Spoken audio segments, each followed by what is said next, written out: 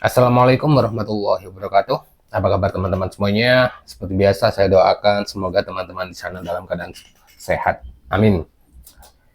Sesuai dengan janji saya, ini saya bagikan sisa soalnya. Langsung saja ya teman-teman. Nomor 65, Bu Rina sedang menyusun kegiatan pembelajaran membaca untuk materi teks cerita untuk peserta didik kelas 2. Tujuan pembelajarannya peserta didik mampu menyimpulkan perasaan tokoh cerita dan mengaitkan pesan cerita dengan pengalaman pribadi. Berikut kegiatan pembelajaran yang disusun Bu Rina. Yang nomor 1, peserta didik menjawab pertanyaan pemantik guru tentang berbagai perasaan yang dialami peserta didik sehari-hari. Nomor 2, peserta didik menyimak cerita pengantar dari guru dengan bantuan gambar situasi di kelas. Guru menceritakan berbagai ekspresi peserta didik. Peserta didik bersama dengan guru mengidentifikasi mimik wajah anak-anak dalam gambar untuk menjelaskan perasaan para tokoh. Peserta didik bersama guru mengidentifikasi pesan yang bisa disampaikan dari situasi kelas tersebut. Ini kemarin sepertinya sudah dibagikan ya teman-teman. Oke, kita lanjut aja. Peserta didik membaca sebuah cerita berkelompok untuk menemukan perasaan para tokoh dan pesan cerita secara apa ini? Peserta didik mengaitkan perasaan dan pesan dalam cerita dengan kehidupan sehari-hari.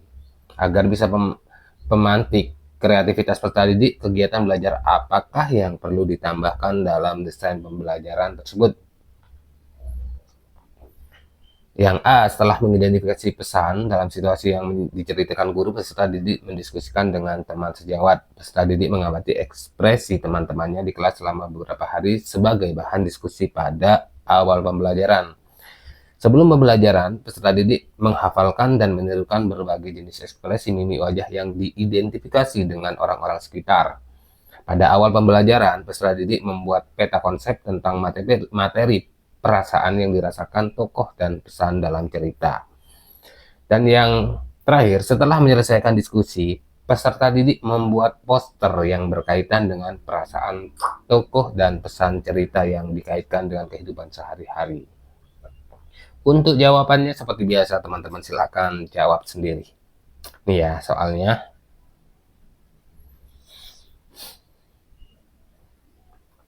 Kita lanjut nomor 66. Pak Reno, seorang guru di Sukaria di sekolah tersebut, telah menerapkan kurikulum Merdeka. Dalam kegiatan pembelajaran, Pak Reno selalu melakukan asesmen awal. Tujuan melakukan asesmen awal dalam pembelajaran adalah memberikan nilai sebelum peserta didik diberikan materi pelajaran. Ini ada yang salah. Ini B, ini tidak ada teman-teman. Mengetahui kemampuan guru dalam melaksanakan proses pembelajaran. Membandingkan kemampuan peserta didik di kelas, mengetahui dan mengidentifikasi kebutuhan belajar dan potensi dari peserta didik, memberikan nilai pada peserta didik dengan memberikan pertanyaan pemantik. Ini di sini tentang asesmen awal, pastinya kan untuk mengetahui kemampuan awal pada siswa. Tapi silakan dijawab sendiri. Kita lanjut nomor 67. Terdapat banyak masalah yang terkait dengan lingkungan di sekitar tempat tinggal. Untuk melatih kemampuan berpikir kritis dalam suatu kegiatan belajar IPAS, guru memberikan masalah yang sering muncul pada musim hujan tiba, yaitu banjir. Guru meminta peserta didik untuk memikirkan upaya mengatasi banjir. Namun, sebelum sampai menentukan solusi banjir, langkah berikut yang harus guru sampaikan untuk dituliskan dalam lembar kerja oleh peserta didik adalah titik-titik. Menentukan akar permasalahan, mencari penyebab terjadi banjir, mengumpulkan data terkait banjir, menentukan solusi penyelesaian, membuat sintesis penyelesaian masalah banjir. Selanjutnya nomor 68. Strategi dengan berkembangnya teknologi informasi dan komunikasi di era dewasa, ini perlu direspon untuk dunia ini sangat literasi generasi digital pada pendidikan, meningkatkan pengajaran tokoh dan periodisasi sejarah yang dapat mengembangkan kemampuan literasi digital pada peserta didik, yakni Ini pilihlah jawaban. Nah, ini teman-teman ada yang salah ya. Ini harusnya yang A itu yang ini. Nah, ini yang A. Ini salah ini. Pilihlah jawaban yang benar. Ini, pilihlah jawaban yang benar dengan memberi tanda centang lebih dari satu. Nah, di sini nih ada kotak seperti ini. Nah, ini nanti dicentang. Kita lanjut nomor 69. Selama pembelajaran berlangsung, guru juga menilai partisipasi peserta didik di kelas. Teknik asesmen yang tepat untuk mengetahui peserta didik berpartisipasi atau tidak, yakni wawancara, observasi, dokumentasi, kuesioner, soal tertulis. Nomor 70.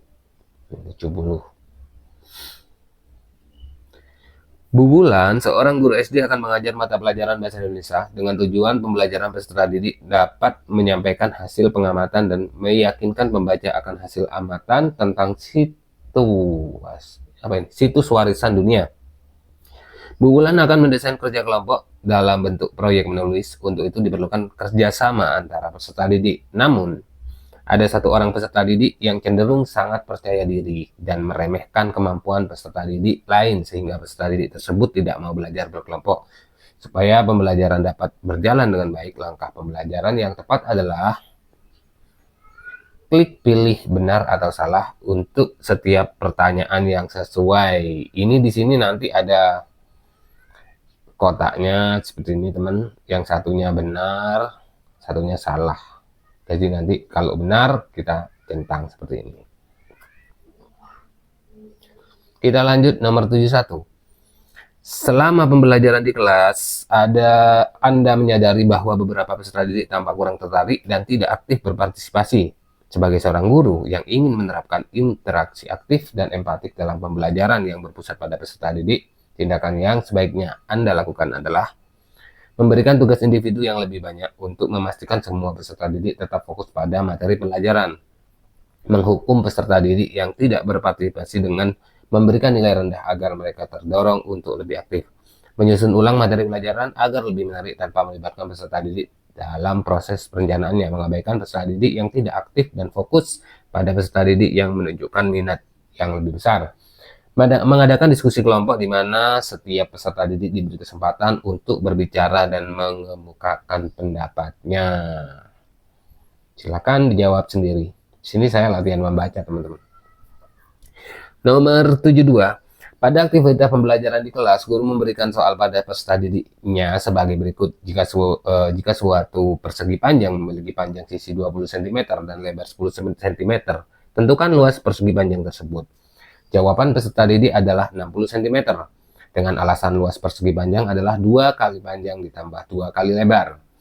Penanganan yang tepat untuk mengatasi kesulitan peserta didik tersebut adalah memberikan penjelasan ulang bahwa rumus luas persegi panjang adalah panjang ditambah lebar. Yang B, pertanyaan panjingan terkait dengan rumus keliling persegi panjang. Yang C, scaffolding kepada peserta didik, cara menentukan luas bangun persegi panjang. Yang D, soal lebih sulit tentang menentukan luas bangun persegi panjang. Yang E, hukuman pada peserta didik yang mengalami kesalahan dalam menjawab. Nomor 73, tinggal 7 lagi teman-teman ya. Bu Bulan, seorang guru SD, akan mengajar mata pelajaran Bahasa Indonesia dengan tujuan pembelajaran peserta didik dapat menyampaikan hasil pengamatan dan meyakinkan pembaca akan hasil amatan tentang situs warisan dunia. Bu Bulan akan mendesain kelompok dalam bentuk proyek menulis. Untuk itu diperlukan kerjasama antara peserta didik. Namun ada satu orang peserta didik yang cenderung sangat percaya diri. Ini sama dengan soal yang di atas tadi, teman-teman. Kita lanjut saja. 74. Saat rapat bulanan di sekolah, Anda terdengar bahwa banyak peserta didik merasa kesulitan dengan materi pelajaran tertentu. Anda ingin berkolaborasi dengan rekan kerja dan warga sekolah lain untuk meningkatkan pembelajaran peserta didik. Tindakan yang sebaiknya Anda lakukan untuk berkomunikasi secara efektif dan mengarah pada peningkatan pembelajaran adalah: yang A, menyampaikan keluhan peserta didik secara terbuka di depan semua guru dan meminta mereka untuk memperbaiki metode pengajaran. Menghubungi orang tua peserta didik untuk mencari tahu lebih lanjut tentang kesulitan yang dihadapi anak-anak mereka di rumah. Mengabaikan masalah ini karena percaya bahwa setiap guru memiliki cara pengajaran yang berbeda dan peserta didik harus menyesuaikan diri. Yang D, membuat survei untuk peserta didik dan guru untuk mengidentifikasi masalah dan kemudian spesifik mengadakan pertemuan untuk mendiskusikan hasilnya. Yang E, menyusun panduan belajar mandiri untuk peserta didik tanpa melibatkan guru lain atau mencari umpan balik. Yang 75, Pak Rozak adalah seorang guru yang mengajar di kelas namun kesulitan dalam mengondisikan siswa yang terlalu aktif. Banyak peserta didik yang bermain dan gaduh sehingga situasi kelas tidak nyaman untuk belajar.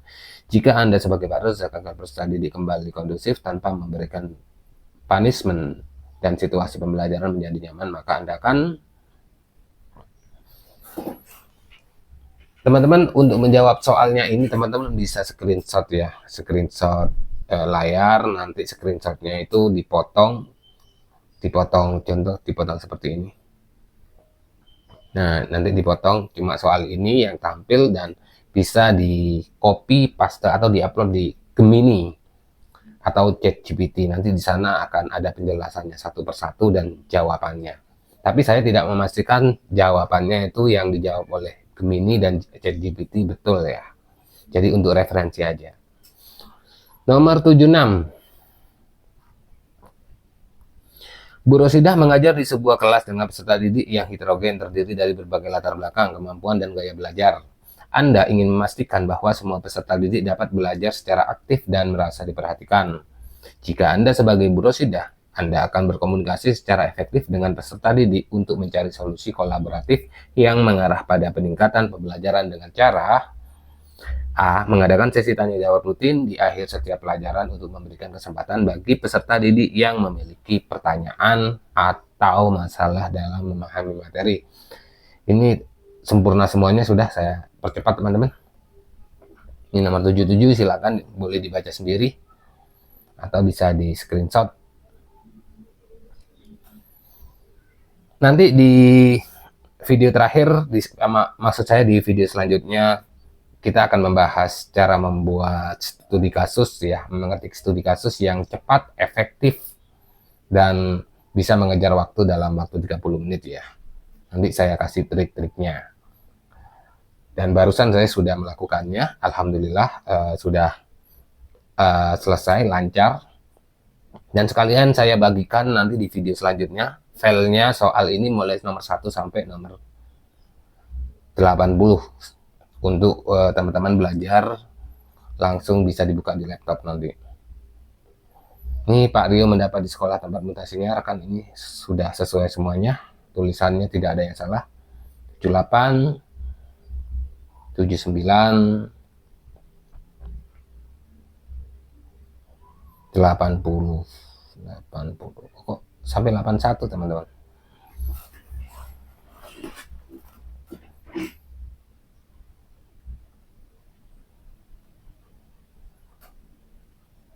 Nah, ini terakhir saya bacakan. Pak Adi baru saja diberi peran dalam sebuah organisasi profesi guru yang berfokus pada PENI, pembelajaran di Indonesia. Ini PENI maksudnya apa ya? Anda diminta untuk membuat program yang dapat menyelesaikan pembelajaran di bidang pendidikan dasar seperti rendahnya literasi baca di kalangan peserta didik. Bisa dirancang, ini peserta didik teman-teman. Nih, peserta didik. Bisa dirancang, maaf, coba saya ulangi.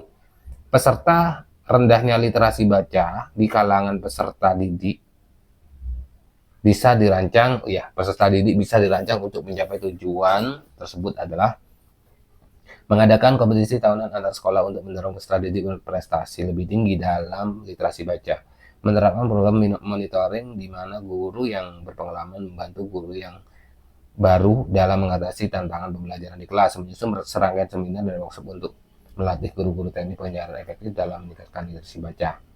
Membuat modul pembelajaran tambahan yang dapat diakses oleh guru di seluruh Indonesia untuk meningkatkan kualitas pengajaran mereka. Pengembangan platform online yang menyediakan sumber belajar interaktif bagi peserta didik yang dapat diakses dari mana saja. Sudah semuanya sudah saya bagikan teman-teman ya. Saya sudah tidak punya hutang karena dari awal itu saya sudah berniat untuk membagikan semuanya. Jadi meskipun ini bukan bidang saya, ini soal untuk guru SD, jadi saya menyisihkan waktu untuk membagikannya di samping saya belajar soal-soal yang linier atau bidang saya sendiri ya, yaitu pendidikan jasmani, olahraga, dan kesehatan. Nanti di video selanjutnya kita akan membahas ini teman-teman. Nih, kita bahas bagaimana cara yang efektif, sekalian saya bagikan video filenya, file PDF-nya untuk teman-teman semuanya. File nomor 1 sampai 81. Dan sebelumnya saya ucapkan terima kasih untuk teman-teman semuanya yang sudah subscribe ya. Silakan teman-teman bisa share video ini, bagikan ke sesama teman, sesama peserta. Barangkali soal ini akan sangat bermanfaat bagi mereka untuk yang akan menghadapi ujian.